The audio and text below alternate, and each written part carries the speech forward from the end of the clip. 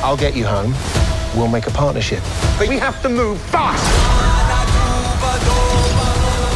I need you to take the controls. Okay. Neil? Neil? Hi guys, so good to chat with you. Thank you so much for doing this. My first question is for Chris Ford. I want to quote you from Star Wars Celebration 2022. What? You said, you said, to be clear, we want to make sure that everyone gets it. Gets that it's starring 4 kids, but it's not a kids show. So my question is, what have been the challenges in making that clear to the audience as the series approaches? Because I've seen some folks still assuming that it is for kids. Yeah, I mean, I think we said that from the get-go because we got how that would potentially be slightly confusing. But, you know, when we wrote came up with the idea for the show, the main characters were kids, but we were just wanting to tell a story, and the story was full of danger and adventure because they were lost in Star Wars Galaxy. So, you know, it was something that if someone else had been making it and I heard about it, I would definitely want to watch it as a grown adult man. But I also knew that it would be something I'd be excited to watch with my kids. So, you know, our aim is to, you know, we want it to be for people who don't know anything about Star Wars and just want to watch a good show because it's a great entry point. But we also want it to be for super fans like us, and we try to make it work on both levels. Yeah, I think there's something about Star Wars when it really works, like it makes you feel like you're 10 years old, no matter how old you are. So that's sort of the audience that we're looking for. Thank you so much. Trisha, you have the next question. Hi, Trisha Barr from Fangirls Going Rogue podcast.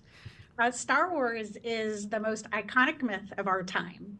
In Skeleton Crew, the idea of myth takes multiple forms. Can you talk about myth as a theme in your story? Yes, that's a great question. You start. I mean, I like to think about like Wim's story pad and no, like him. Yeah, exactly. I mean, we wanted to include that, and we didn't want it. We wanted to include the idea that these kids had heard of Jedi and tales of, you know, good versus evil in the kind of way. In our planet, we have fairy tales or, you know, King Arthur stories of the Knights of the Round Table, much like this round table.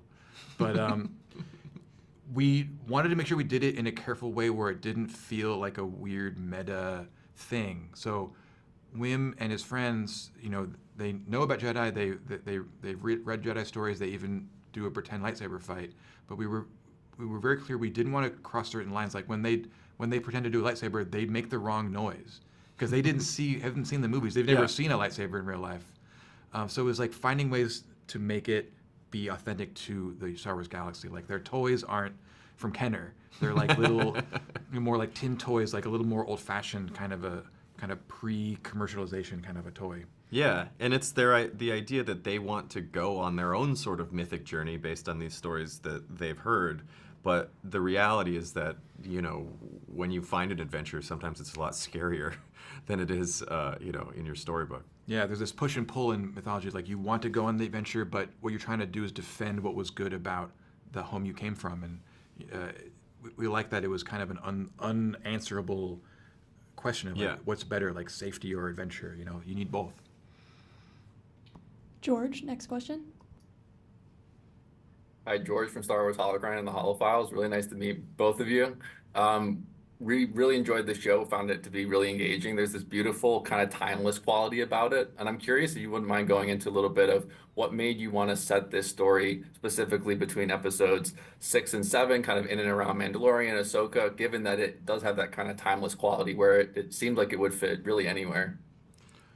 Well, we like the idea that time in the galaxy is a little bit less settled. Less settled. Things are a little bit more up in the air. And if you're going to pick a time to have a group of kids get lost in the galaxy and there's not really going to be anyone there that can rescue them and bring them home, this felt like the right time. Yeah, and then, you know, just practically, like we were working closely with Dave Filoni and Jon Favreau, and they had been delving into that time period and fleshing it out. And there's so many exciting things happening in that time period that we wanted, you know, you're right, like this could have been in lots of different time periods, but we felt like putting it there would be really interesting and exciting. Yeah, they're already the sort of ramifications. Yeah, they're already exploring those sort of corners of the galaxy, and we thought we could sort of slide right in there. William? Hey everyone, William Devereaux, Ion Cannon Podcast. I want to kind of touch on something somewhat similar to what Trisha had brought up. One of my favorite aspects of The Force Awakens is that this like boundless optimism and enthusiasm and excitement and the reverence for the Jedi. And we see that here in Skeleton Crew as well, especially with Wim, but with Neil. And I think personally, I think that's a big reason why the show it just is so engaging right off the bat and draws you in. I'm assuming this was intentional. I was curious if you could share more about that. So, yeah, I mean, it's funny because we knew that we wanted a kid to kind of drive them getting lost, because the kid was going to be this dreamer and he believed in all of the amazing stories of the Jedi and was hoping to have this beautiful adventure. But because he was young and naive, he didn't really think through, what is an adventure? Adventure is when you're in terrible danger and it's super scary and bad, and he's accidentally roped his friends into this. So that kind of unbridled optimism is such a fun starting point, but then we challenge it, and I think as the series goes on, we show both the negative sides of it, but also how it can win out in the end and be a force that's really powerful and important. Mike, back to you. Yes, I agree. Hi again, Mike Celestino covering for Skywalking Through Neverland today. Sorry, I forgot to introduce myself last time.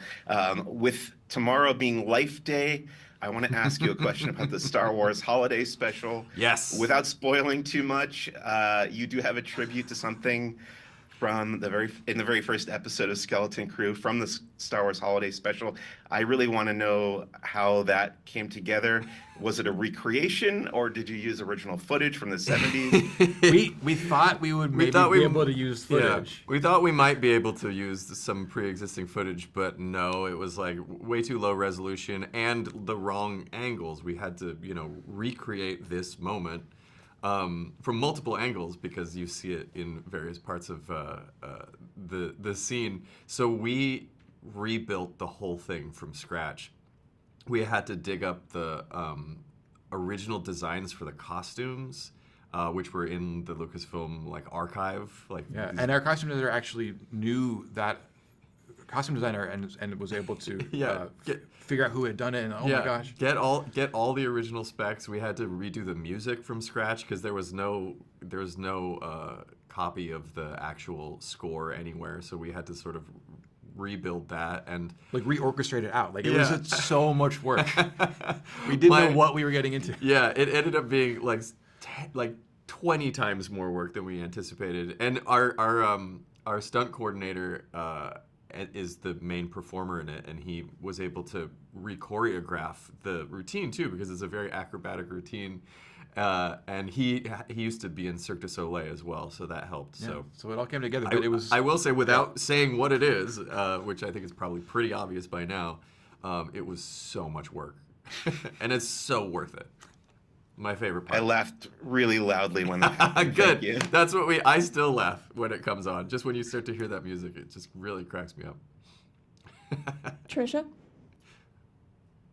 I'm recognizing a lot of nods to existing Star Wars Legends lore in this show. Were those things that you brought to the story, kind of tying off the holiday special discussion, or that there were things that Lucasfilm said, hey, this would fit with your story? It was both. You're working with the incredible Lucasfilm design team with Doug Chang and everyone over there, and it was always just a conversation. We'd start by talking about things from a story perspective or a character perspective. We say maybe it's this kind of thing, maybe it's that kind of thing, and there was always someone. As soon as they knew that we were comfortable with maybe more obscure deep cut references, that really opened up the floodgates where they're like, oh well, what character you might be able to put in. Yeah, it was really cool because we started long enough ago that I was asking them oh, can you get me a copy of the Ewok movies? And they were giving it to us only on their proprietary file sharing system. Yeah, it wasn't on Disney Plus. Yeah, and then now it is on Disney Plus, and it's so much more convenient. You're gonna go check out a scene. But yeah, so we were making references to that, and then they got excited, and then they made even more references to that. Yeah, I remember talking about Captain EO, and they were like, well, technically that's George Lucas too. So, is there anything you would want to steal from Captain EO? George, your question? Yeah, so the kids' homeworld in the show looks more like Earth than anything we've really seen from Star Wars before, that kind of Amblin suburbia. And I think it works so well in the context of the show. What went into that decision to have a planet that looks so similar to Earth, and how is it trying to strike that balance between making it still seem like it's in a galaxy far, far away, but then also harkening back to the world we live in? I think the suburbs probably look pretty exotic to someone that like grew up in the desert.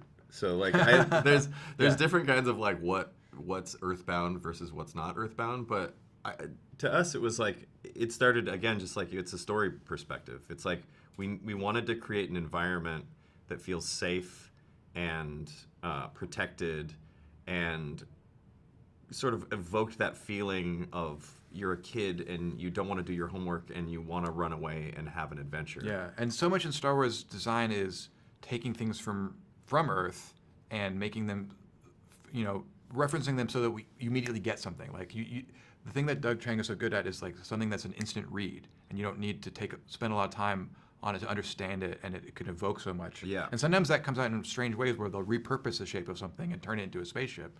But we just felt really strongly that allowing their planet to be feeling like a gated community was the right language that would allow us to tell our story and make it really clear. Yeah, it started kind of as just a story pitch of like, what would that world look like? A world that you would, as a kid, you would feel like you would want to escape and go on an adventure, and then the conversation like developed into what you ended up seeing in the show. Yeah, and we love those mundane places. Like I really love like Aunt Beru's kitchen and all the little beeps and boops and the juicer she's using or whatever. And so when we're in the suburban kitchen, like we knew there was stuff we could draw on that was still going to feel so Star Warsy, even though it was a kitchen in a house. That was Ford's favorite set. Like he would want to just like live in Wim's house. I would just hang out on the couch.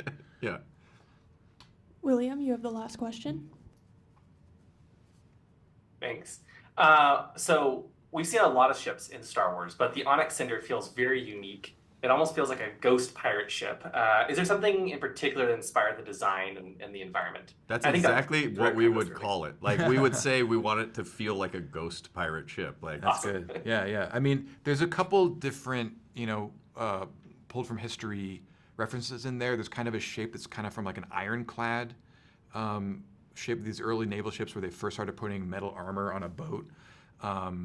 And just the idea of it having like extra big engines because it was really heavy and bulky.